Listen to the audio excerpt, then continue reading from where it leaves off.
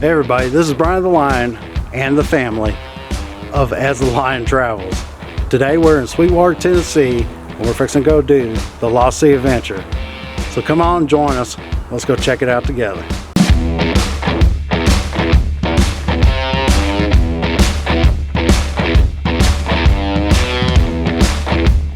If you like what we're doing, please make sure to like, subscribe, and hit the notification bell so whenever we put something up new, you'll be the first to know. Thank you.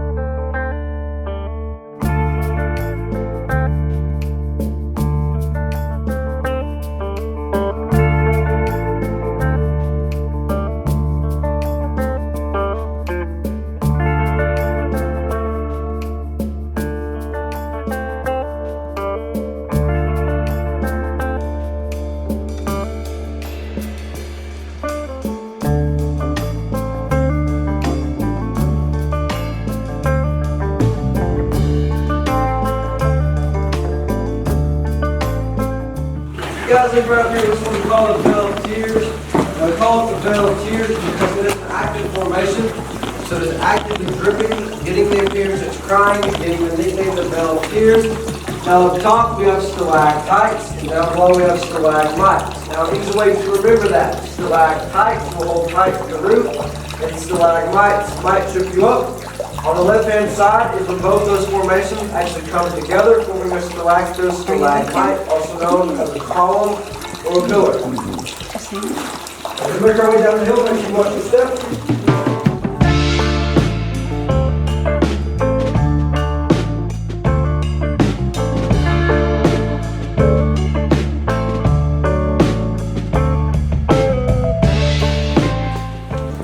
Now, the room that you guys are currently walking around right now is called the Chief Council Chambers. We call it this because in the 1820s, Chief Craighead actually got the land and Mahawasi land grant. Now, he would bring down members of his tribe. They would hold meetings in here in the hottest days of summer and the coolest days of winter, because no matter how hot it is outside or how cold it is outside, it always stays a consistent 58 degrees inside the cave year round, which they found pretty convenient. Now, we actually know they were down here because about 100 years later, in the 1920s, we had a few teenagers exploring the cave. They found some pottery, jewelry, and arrowheads left over by Chief Craighead and his tribe, which you can still see in the glass showcase above. Now, if you guys look right up here, these are called anthodites. Now, antho is Greek for cave flower. These are some of the rarest cave formations in the world. Now, anthodites can only be found in 7 other caves in the entire world. We do hold the majority of the world's population of them, which does make us a registered national landmark. Now, another pretty cool fun fact about anthodites are also some of the slowest growing cave formations in the world. Anthodites only grow about 1 cubic centimeter every 1,000 years. So you see them moving, something is definitely wrong, but as you guys pull this way, there are some low rocks, make sure you watch your head.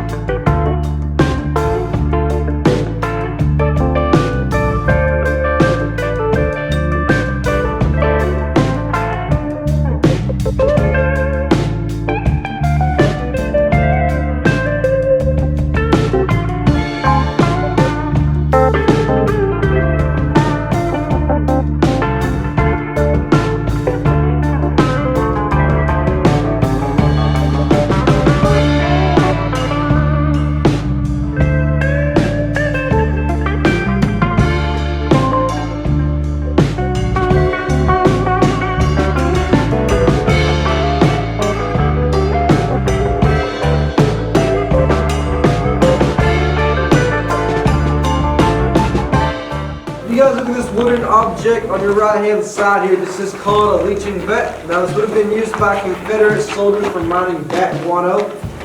Now, if you know what bat guano is, bat guano is bat poop. Now, the reasoning behind this is bat guano has potassium nitrate in it, which is a key ingredient inside gunpowder. So then scoop up the bat guano off the cave floors, and put it inside the leaching vat, pour scalding hot water on top of that, let it dissolve from inside that little bowl below. From there, they would put potash lime inside that, set that bowl on top of a fire until it hardened, forming saltpeter crystals, and then they'd send it off to refineries making gunpowder. So, fun fact today, we shot bat poop and dirt at each other in the Civil War. Now, as you walk by, you'll see some black and white writing on the cave walls. The black writing is historic. It was burnt on there by the tips of soldiers' torches, and the white writing is graffiti. It was carved into the cave walls either with a rock or with a knife. Now, the reason when it's historic and the reason when it's not, black writing can be scraped off and carbon dated for its authenticity, so that we know that dates back to when it says it is, and the white writing can't. So as you walk by, you will see the date 1863. That is the oldest known date in the cave, and that does put us on the Civil War trail. Now the white writing right here, Dennis Roy Belcher. Dennis Roy Belcher wrote his name a total of 3 times. We tracked him down and charged him a total of $1,500. So the moral of the story is, if you don't know your last name, you can't get caught. As you guys follow this way, there are some low rocks. Make sure you watch your head. And here we go.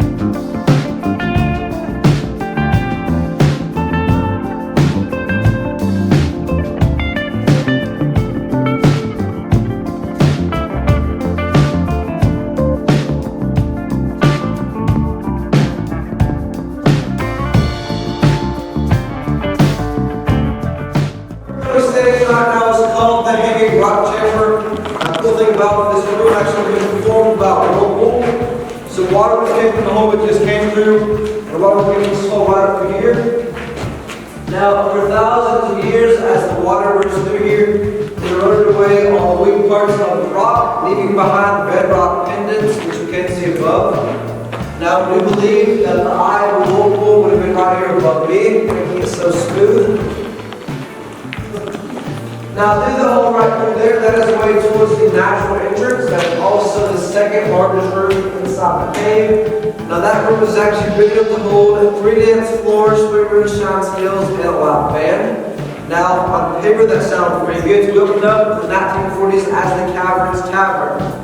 Now, the only problem with this is due to air pressure and how low we are underground. You can actually drink 3 times the amount of alcohol down here without feeling any of the effects.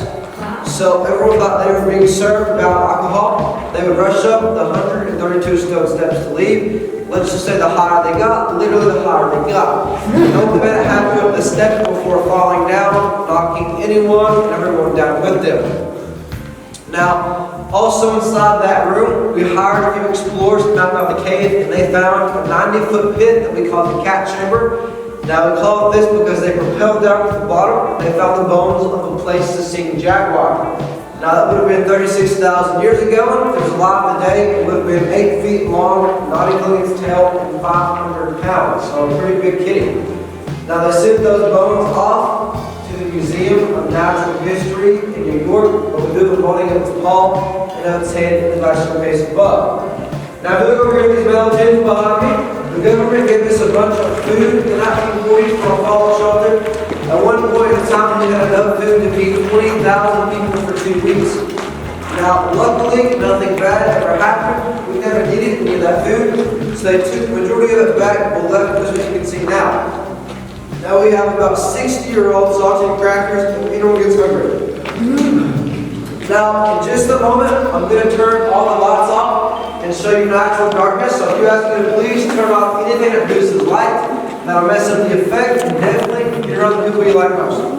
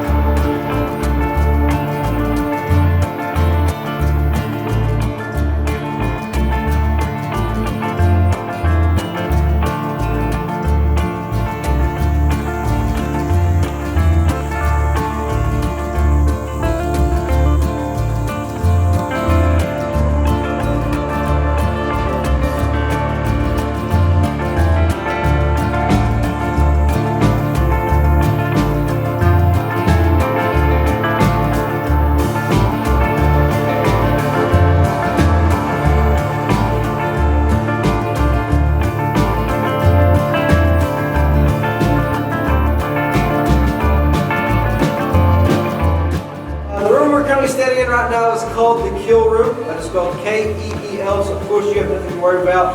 But this is the third largest room inside the cave. It is 600 feet long, 150 feet wide.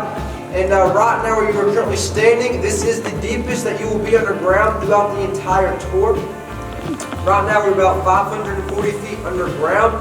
Reason being is because we are directly underneath the peak of the mountain. So this is where we have the most rock, dirt, and sediment on top of us right now. Now this room is called the kill room because of the red kill clay that you are currently standing on right now. Now early settlers would come inside the cave. They would scoop up this red kill clay. They would mix buttermilk with this. They actually put this on their barns for the red, authentic barn look.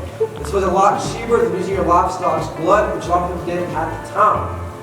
Now if you see this white stuff all over the cave walls and the cave ceiling, we call this moon's milk. Early settlers and Native Americans would come inside the cave. They would scrape that off the cave walls. They would mix water with this. They actually put this on their wounds to prevent any infection from getting inside because this will dry up and act as an early band-aid. And then right over here, the red hole is called the Devil's Hole. Now, legend is, if you've been bad for the past 2 weeks, if you look inside, you'll see the face of the devil. Now, the whole story behind it, we had a little girl come look inside one day. She started screaming and crying, saying she saw the devil. Well, the tour guide ran over there to look inside. All it was the maintenance man, Jerry. They thought it was pretty funny, put a red light bulb in there, and has been that way ever since. Now, it is actually just an erosion hole that goes down about 13 feet and then cuts off the size of a softball. So as you guys walk by, you can take your chances to look inside. I'll be waiting for you over here.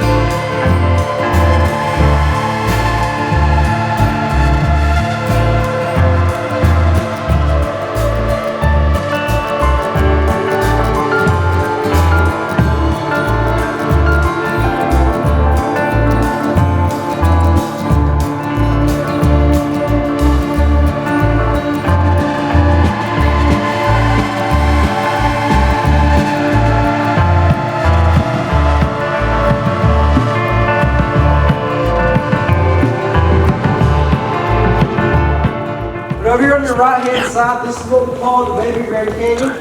Now, we do call it the Baby Grand Canyon because it was formed very similar to the Real Grand Canyon, just on a much smaller scale. Later on in the tour, I'll actually show you where the water came from to form this. Now, we do believe this was formed a little bit after the first ice age. As we make our way down this hill, this is a very steep hill. Make sure you guys watch your step. If you feel the need to use a handrail, the metal one on your right hand side goes down all the way, and the wooden one on your left hand side cuts off about halfway, to make sure you be careful.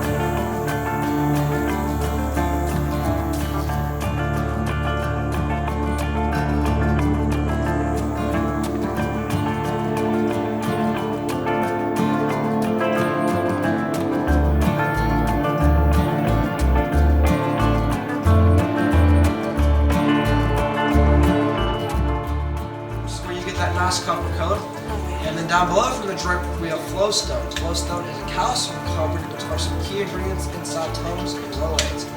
Now, we like to call drapery cave bacon, and we call it this because why? It's just right. It looks like bacon. So you have your bacon up top, your heart underneath, that well. Yes.